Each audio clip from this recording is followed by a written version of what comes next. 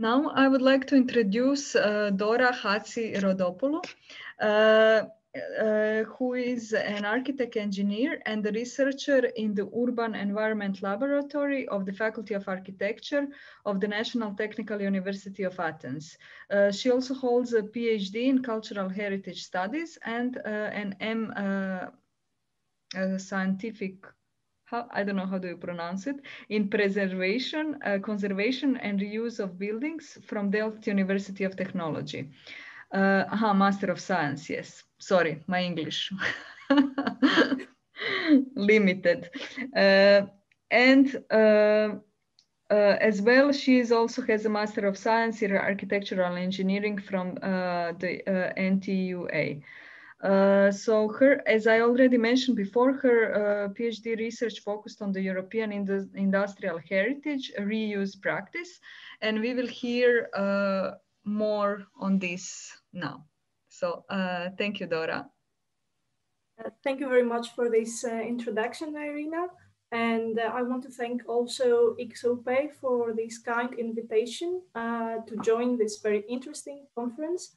As you said, I have been focusing on the issue of industrial heritage reuse for some 10 years now, on a professional capacity or as a researcher. And let me share my screen for starting. Okay. Can you see the screen? Okay, that's good. So, as I was saying, I'm focusing on the issue of industrial heritage reuse for a decade now, and my PhD research was about this issue of industrial heritage reuse in Europe, and especially in the Western European countries.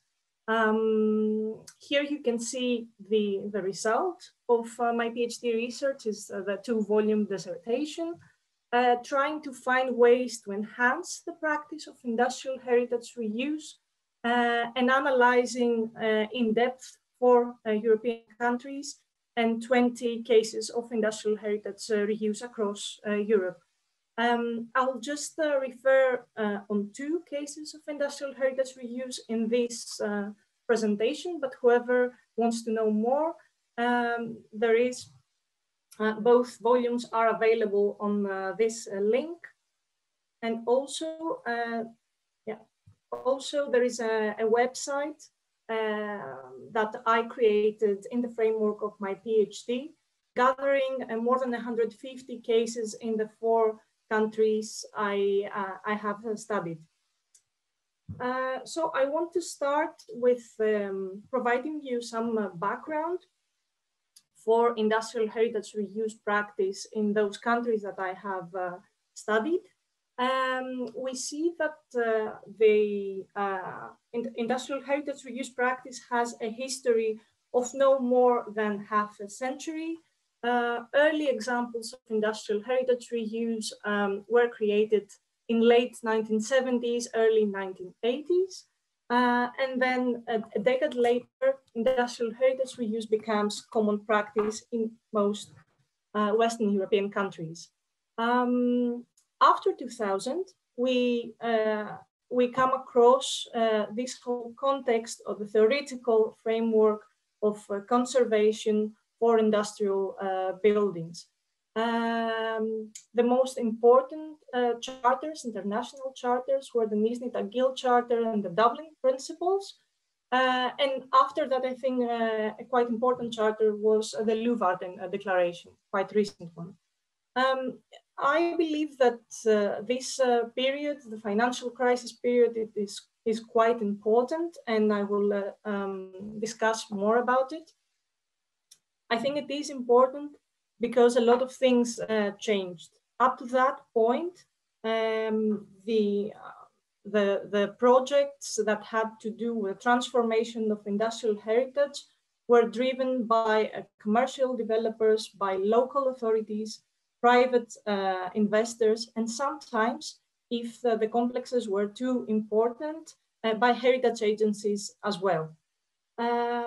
During the financial crisis, this top-down model and the established things changed a lot. The top-down model started crumbling we saw a massive reduction of industrial heritage reuse projects, regeneration projects paused, program projects were delayed, and already transformed complexes started facing viability issues. At the same time, however, new bottom-up initiatives with a flexible and organic character were created. And I want to focus on two case studies of this new model, this inclusive model.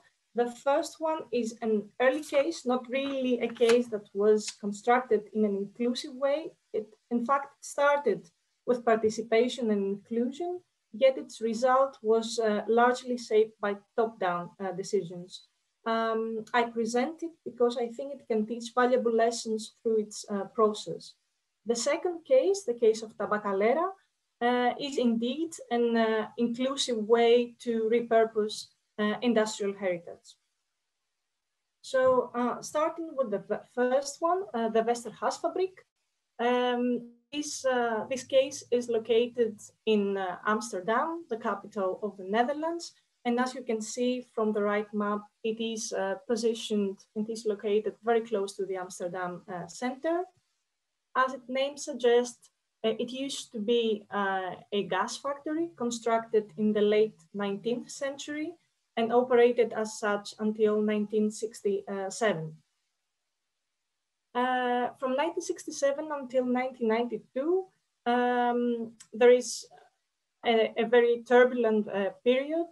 The factory is semi-abandoned. It's just used by the municipal energy company as storage, and there are many different plans for its future. One of the most prominent plans was its destruction, complete destruction, and its replacement by a highway. Fortunately, the local community surrounding this complex protested, and this destructive plan was cancelled. Instead, they pressured the local authority and they started a deliberation between members of the local community and members of the local authority in order to decide the future of this very important complex. Multiple design calls or ideas were launched, both for the buildings and for the surrounding plots that were to be converted as a park. Unfortunately, this quite interesting decision-making process and deliberation came to a stop in 1992 because this interim user, the municipal energy company, left the premises without further notice. So the local authority, being afraid of some people occupying the building, decided to move quickly to a temporary use. They did so, and they said that we'll just have a cultural new use. There will be no architectural intervention for just a year, and they appointed somebody in order to organize very quickly this temporary use. That somebody was Lisbeth Janssen, an art director who had very good connections in the artistic scene of Amsterdam. And she was smart enough to establish some selection criteria for those temporary users. Her criteria were to achieve an interesting cultural atmosphere, to preserve the character of the buildings, and create conditions for social interaction between users and visitors. She achieved a wonderful result.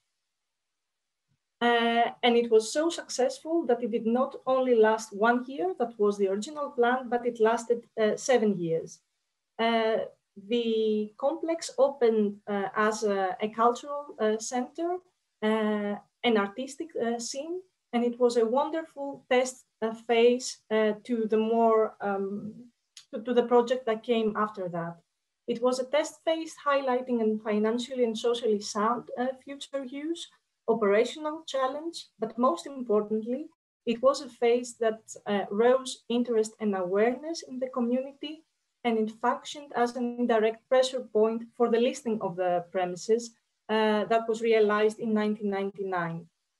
Furthermore, it prevented vacancy and structural deterioration, so it made easier the conversion, the physical conversion of this complex later on. This physical conversion came in 2000.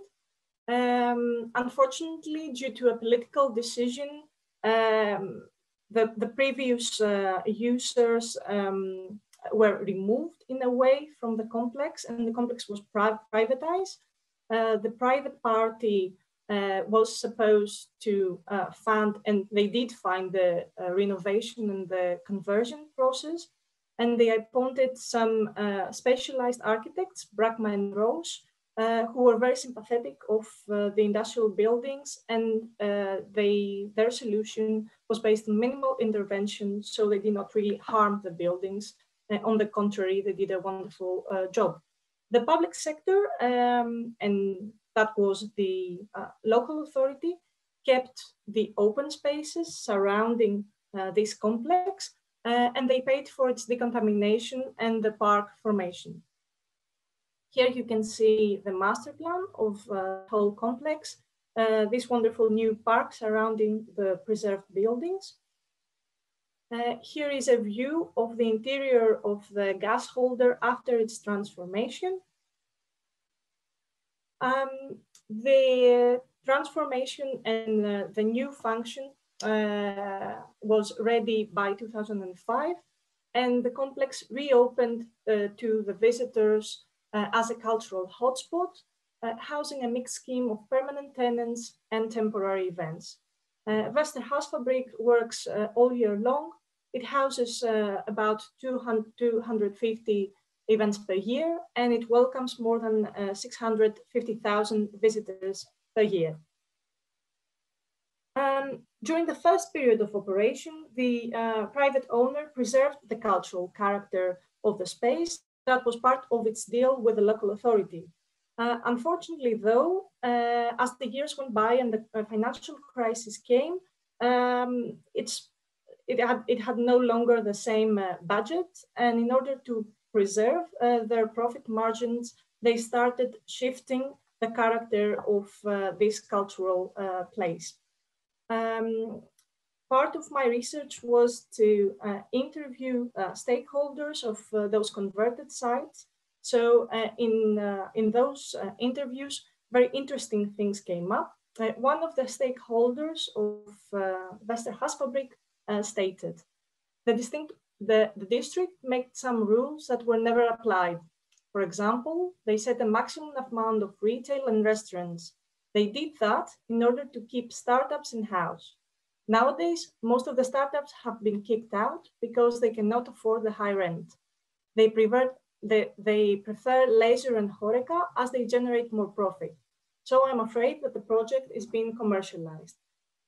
The field research and other interviewees also confirmed this opinion. As you can see from the field research and the pictures that were taken during the field research, today, there are some events, of course, but they have to do less with culture and more with big corporations like Mercedes and Nike in order to provide more money to the owner. Coming to the evaluation of this transformation process, of course, we should stress the value of this open-ended and flexible process. We should say that nowadays Westerhasfabrik houses an attractive program and attracts many visitors. Due to the careful architectural intervention, the tangible dimensions of heritage have been preserved. And of course, it offers cultural, social, and financial added value. However, one cannot then turn a blind eye to the commercialization of the place, which is ongoing, and also to the gentrification of its context. Moving on southern to the capital of Spain, I'm going to present you the second case study, the case study of Tabacalera. As you can see on this map, Tabacalera is in the city center of Madrid.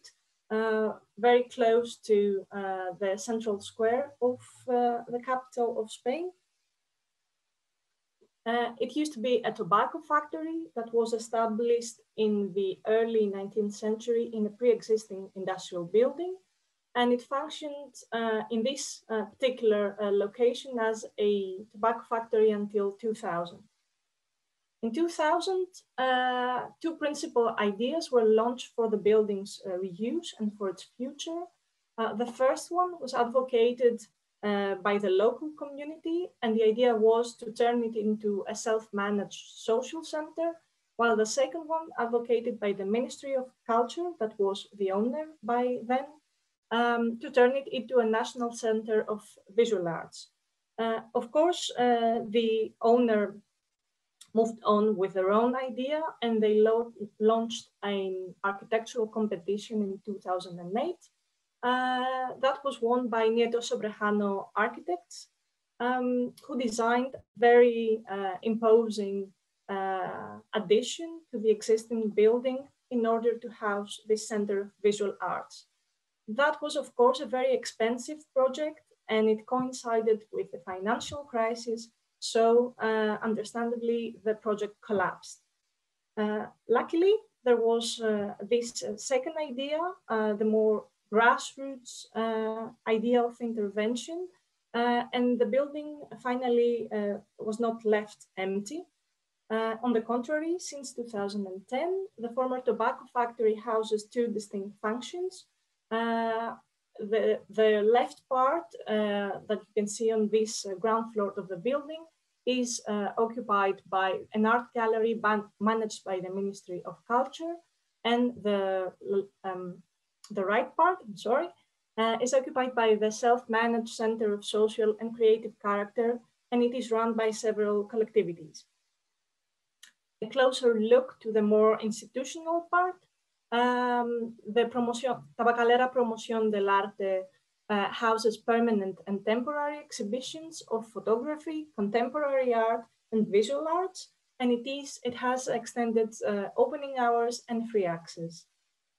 Here you can see a view of the central patio during an exhibition, and another view of other types of exhibition, photography, and installations.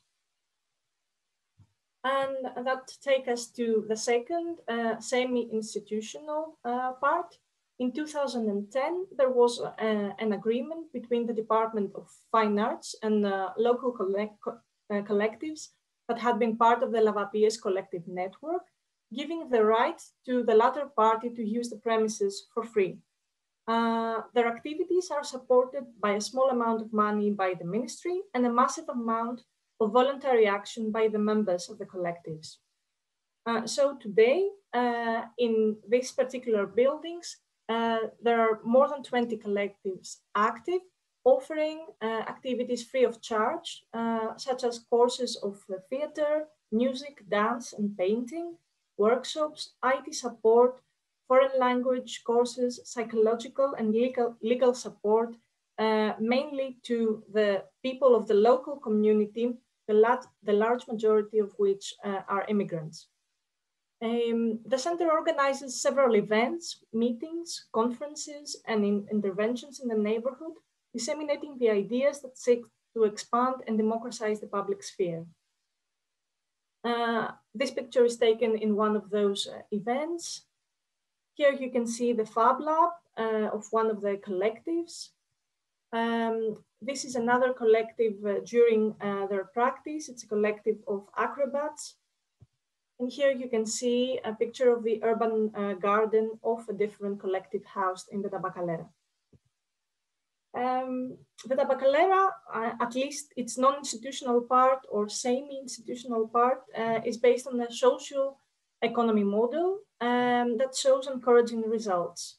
The events organized generate enough money to cover basic operational costs, and with voluntary work, the center continues offering up to this day a wide range of activities to the community free of charge. Of course, not everything is great. The financial resources are quite limited, so they don't allow an architectural metamorphosis. no preservation, there is no heating or cooling system, so the level of comfort is understandably quite poor, and the state of maintenance is also poor. Here you can see the problems in the building, and we should stress that part of the building, the upper floors, still remain underused. A few years back, before the COVID pandemic, the Spanish economy started showing some signs of recovery, and new scenarios of reuse were examined. And one of them was the establishment of an annex of Reina Sofia Museum in part of the building. I am afraid that if this happened in the future, the balance and all these activities offered now for free, understandably, they will change a bit. So the future of Tabacalera remains uncertain. As an evaluation, we can say that in contrast with the case of Westergasfabrik, the Tabacalera had a far more democratic and participatory process of space production. It offers a mixed-use new program that responds effectively to the needs of the local community and the city. And of course, it offers high social added value. Of course, the disadvantages include the heritage preservation and the interpretation of heritage, and the scarcity of the financial resources that render challenging critical issues like the one of maintenance and the functionality of the reuse site. Closing this brief presentation, I want to stress that the prolonged financial crisis that we still experiencing due to the COVID pandemic and what will come after that, I'm afraid, has established a top-down model as being vulnerable. More and more, we see phenomena of heritage commercialization and context gentrification. Despite the significant far-reaching negative consequences of the crisis, I want to stress that we can see the crisis as an opportunity for a paradigm shift of industrial heritage reuse. And we see that based on collective actions and a more tolerant, experimental and multifocal vision, local actors and communities can claim once again the right to the city, transforming historic spaces into autonomous or semi-autonomous sites of diversity, equality and spontaneity. The new grassroots industrial heritage reuse paradigm, albeit not a panacea, it's particularly important, highlighting the potential viable alternatives in times of uncertainty. Thank you for your attention. Thank you, Irena. Thank you, Dora. I wonder if somebody has a question for Dora.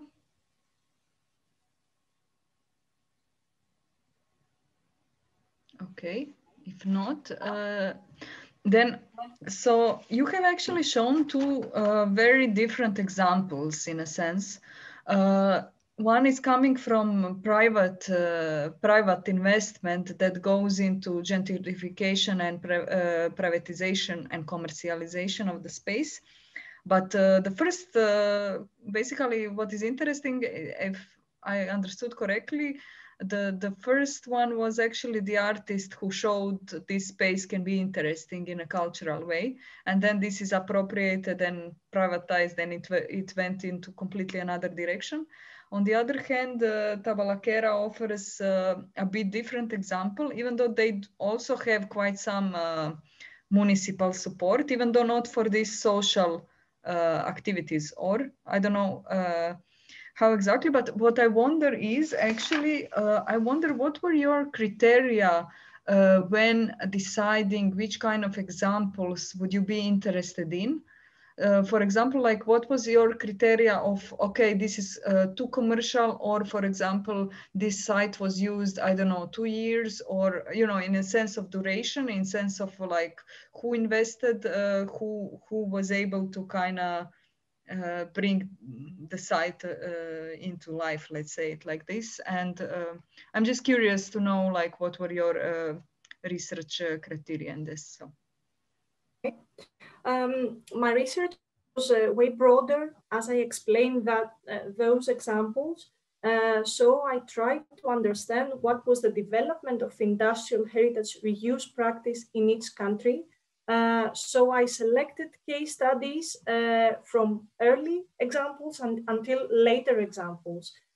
Today it just happens to have to take a different approach and present examples that have to do with inclusive ways of converting industrial heritage, but that was not my initial scope.